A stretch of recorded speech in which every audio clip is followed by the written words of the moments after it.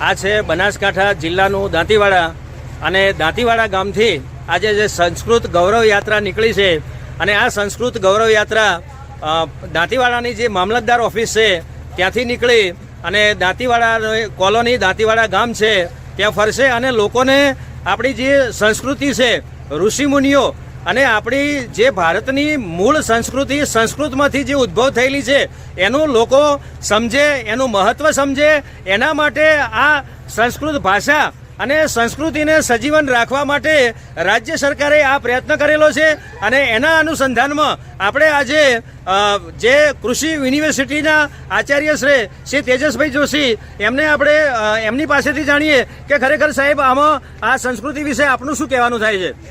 નમસ્કાર. ગુજરાત સરકાર શ્રીના સંનિષ્ઠ પ્રયાસથી સંસ્કૃત સપ્તાહની ઉજવણી થઈ રહી છે. સમગ્ર ગુજરાતભરના દરેક જિલ્લાઓમાં અને તાલુકાઓમાં પણ આની ઉજવણી થઈ રહી છે. એ અંતર્ગત આજે મામલતદાર શ્રી દાંતીવાડાની મંજૂરીથી અને એમની સંમતિથી આજે દાંતીવાડા તાલુકાની તમામ શાળાઓમાં સંસ્કૃત ગૌરવ યાત્રા ઉજવાઈ રહી છે. આ 25/7/2026 સંસ્કૃત ગૌરવ યાત્રા થશે. ત્યારબાદ 27 તારીખે અને 29 તારીખે સમગ્ર સપ્તાહ દરમિયાન સંસ્કૃત ભાષા અને ભારતીય ભાષા સંસ્કૃતની જે મહત્વતા છે અને આપણા ઋષિમુનિઓએ જે વેદ પુરાણ આપણા ઇતિહાસમાં જે સંસ્કૃતનું ગૌરવ ગાથા ગાણી છે, આમ કહીએ તો દરેક ભાષાની જનેતા સંસ્કૃત ભાષા છે. તો સંસ્કૃત ગૌરવ યાત્રા નિમિત્તે આજે અમે સૌ ઉપસ્થિત થયા છીએ. ધન્યવાદ. તો હવે આપણે દાંતીવાડાના જે મામલતદાર સાહેબ છે એમના પાસેથી આ અનુસંધાનમાં 2 શબ્દો સાંભળીએ. 2 શબ્દો. આજ રોજ દાંતીવાડા તાલુકાના સંસ્કૃત ગૌરવ યાત્રાનું એક સુંદર આયોજન કરવામાં આવેલ છે, જેમાં તાલુકાની દરેક શાળાઓના વિદ્યાર્થીઓ, શિક્ષક મિત્રો તેમજ ગામના લોકો પણ હાજર રહેલા છે. ધન્યવાદ સાહેબ શ્રી. આપણે નીરુબા જે અહીં દાંતીવાડાના ટીપીઓ શ્રી છે અને એમની પણ ઉપસ્થિત છે અહીં ગરિમાએ, તો આપણે એમને પણ પૂછવાનો પ્રયત્ન કરીએ કે બેન, આજે આ ભારતની સંસ્કૃતિ છે એમના વિશે અને આ સંસ્કૃત ભાષા છે એમના વિશે આપણા વિચારો શું છે?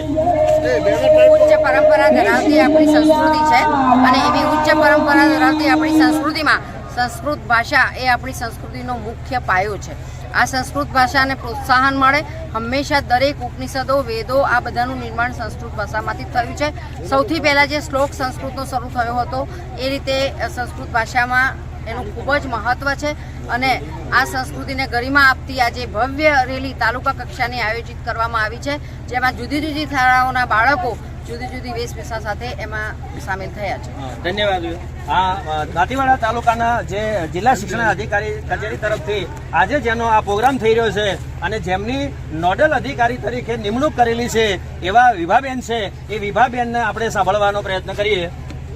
માનનીય અધિકારીશ્રી, માનનીય મહાનુભાવો, આદરણીય શિક્ષકો, વિદ્યાર્થીઓ તેમજ સંસ્કૃત પ્રેમી ભાઈ બહેનો, આજનો આ દિવસ દાંતીવાડા તાલુકા માટે ગૌરવ અને આનંદનો દિવસ છે. આજના આ પ્રસંગે હું સૌનું હાર્દિક સ્વાગત અને અભિવાદન કરું છું. આ સંસ્કૃત એ આપણી એક પ્રાચીન ભાષા છે. એ આપણા વેદો, પુરાણો વગેરેમાં સંગ્રહાયેલો છે. આ જ્ઞાનનો ભંડાર છે. આજની આ ગૌરવ યાત્રાનો મુખ્ય હેતુ જે સંસ્કૃતને જીવંત રાખવાનો, જનજીવનની અંદર એનો ઉપયોગ કરવાનો અને વિદ્યાર્થીઓ એનો સારામાં સારો ઉપયોગ કરે પોતાના વિદ્યાર્થી જીવનની અંદર અને જનજીવનમાં એનો સારો ઉપયોગ થાય અને આપણી આ પ્રાચીન જે સંસ્કૃતિ છે એનો આગામી સંસ્કૃતિ સુધી એટલે કે આગામી પરંપરાઓ એને લઈને આપણે જઈએ એ માટે આજનો આ પ્રોગ્રામ છે. હું સર્વેને વિનંતી કરું છું કે આપ સૌ આ યાત્રાની અંદર બહુ શિસ્તપૂર્વક, ઉમંગપૂર્વક અને ઉત્સાહપૂર્વક જોડાઓ એવી આશા રાખું. ધન્યવાદ. સંસ્કૃતમ જયતુ ભારતમ. હવે વિજય વિદ્યા મંદિર દાંતીવાડાના સંસ્કૃતના જે શિક્ષક છે એ આપણને સંસ્કૃત વિશે સમજાવશે. ભારતીય સંસ્કૃતિની ધરોહર એટલે માતૃભાષા સંસ્કૃત. આપણી સર્વ દેવોની ભાષા એટલે સંસ્કૃત.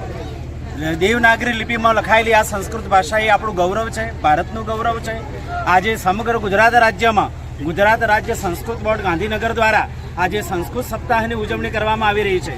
તેના ભાગરૂપે આજે દાંતીવાડા તાલુકાની દાંતીવાડા ગૌરવ યાત્રાનું આયોજન કરેલ છે અને એના ભાગરૂપે આપણી સંસ્કૃતિ એટલે સંસ્કાર આપતી એક ભાષા, આપણો જીવ, આપણી ધરોહર, આપણી એક ગરિમા એને જાળવવા માટેના સંસ્કૃત ભાષાનો જે ગૌરવ યાત્રા કાઢી છે. સમગ્ર સપ્તાહ દરમિયાન તમામ શાળાઓમાં સંસ્કૃત સંભાષણ દિન, સંસ્કૃત સાહિત્ય દિન અને સંસ્કૃત ગૌરવ યાત્રાનું આયોજન કરેલું છે. આપણે ખરેખર આપણા વેદો, ઉપનિષદો, પુરાણો, આયુર્વેદ, યોગ, દર્શનશાસ્ત્ર આ બધાની જનની જો કોઈ હોય તો એ આપણી વેદ માતા સંસ્કૃતિ છે. વેદ માતા સંસ્કૃત છે. સંસ્કૃતનો જય હો, જયતુ સંસ્કૃતમ, વદતુ સંસ્કૃતમ. ધન્યવાદ.